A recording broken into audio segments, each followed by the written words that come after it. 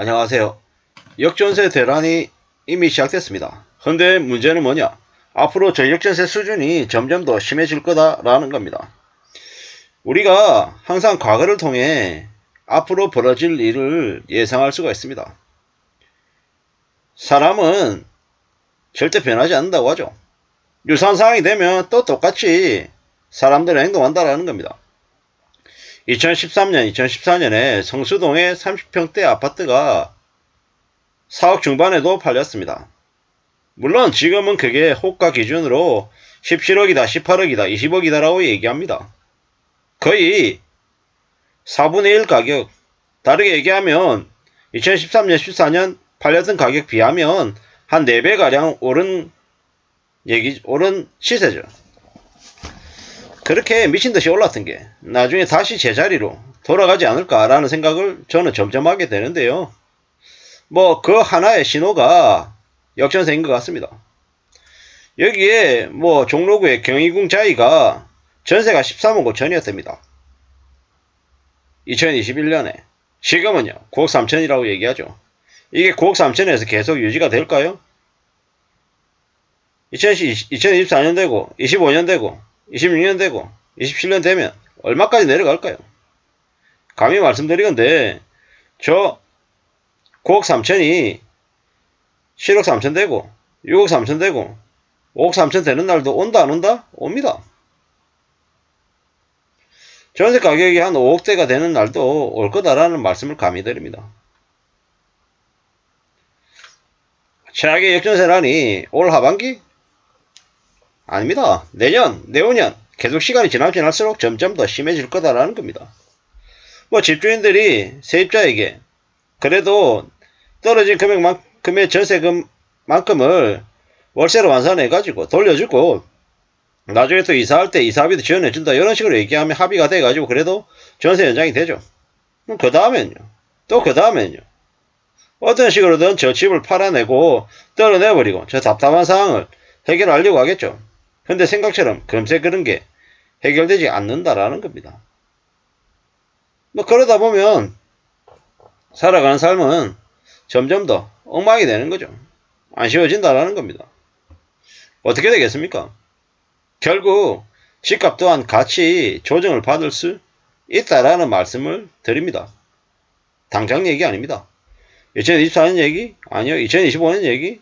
아니요. 빨라야 2026년 말에서 2028년 정도까지 갈 것 같다라는 겁니다.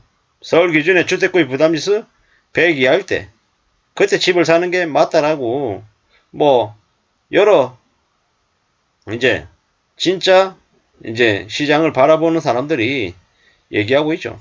근데 그 가격이 되면 저 경희궁 자이 같은 게 실제로 매매 가격이 6억이 되고 7억이 되고 8억이 되면 사람들이 선뜻 살까요?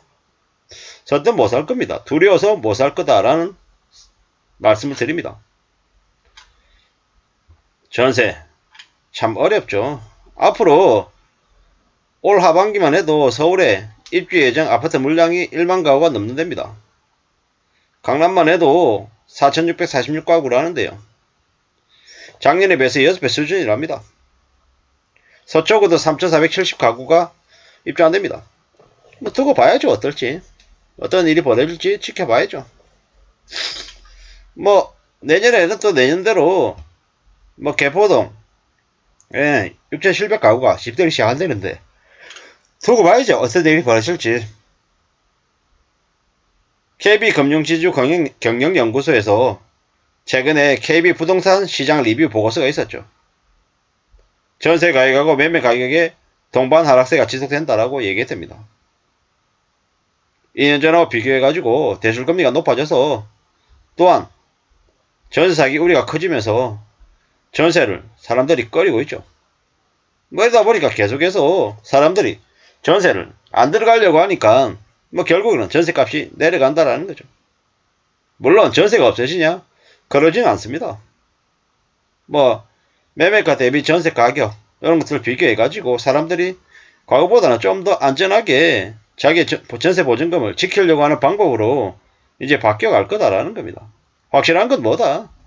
상황이 예전 같지 않다, 심상치 않다 라는 거고, 좀 더 두고 보고 좀 더 대비하는 사람들이 늘어날 거다라는 겁니다.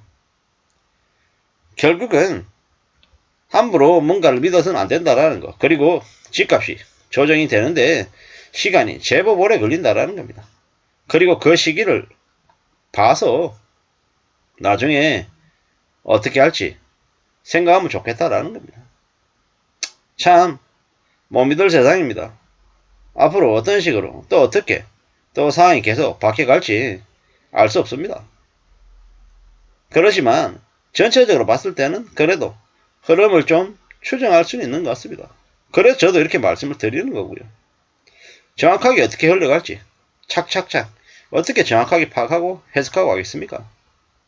지켜봐야죠. 두고 봐야죠. 산다라는 게 뭐지? 앞으로 어떻게 살아야 되는 걸까? 이런 생각들도 많이 하게 되고요.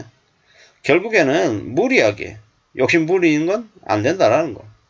최대한 삶을 좀 지켜내는 좀 조심하는 그런 태도가 더 필요하다라는 거죠. 전세 가격 하락이 계속 될 거다라니까 뭐 보자고요. 얼마나 내려갈지 어떤 일이 벌어질지 뭐 이 생각 저 생각 여러가지 생각들이 많이 들 텐데 확실한 건 뭐다?